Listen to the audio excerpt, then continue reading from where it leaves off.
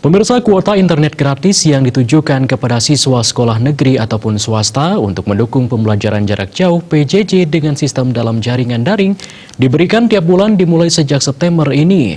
Denpasar tak semua siswa diusulkan sebagai penerima kuota gratis tersebut karena di rumah masing-masing sudah tersambung jaringan Wi-Fi. Kepala Dinas Pendidikan, Pemuda dan Olahraga Kota Denpasar Iwayan Gunawan mengatakan tidak seluruhnya siswa dan guru akan mendapatkan kuota internet gratis.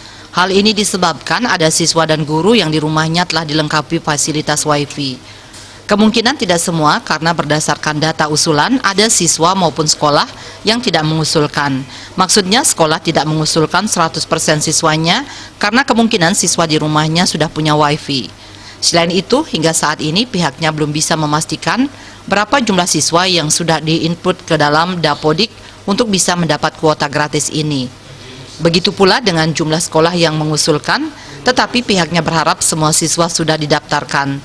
Ia mengaku sudah minta operator mengecek, tapi kendalanya susah akses server for ponsel Pusdatin karena trafik akses se-Indonesia terlalu tinggi. Pemberian kuota internet gratis ini sesuai dengan surat edaran dari Kementerian Pendidikan dan Kebudayaan Kemendikbud dengan nomor surat 8202-C-PD-2020 tentang program pemberian kuota internet bagi peserta didik. Ini diberikan selama 4 bulan kepada mereka secara gratis. Kuota gratis dari Kementerian Pendidikan dan Kebudayaan RI ini akan diberikan kepada siswa dan guru mulai bulan September hingga Desember 2020. Besaran kuota internet yang diterima siswa yakni 35 GB per bulan.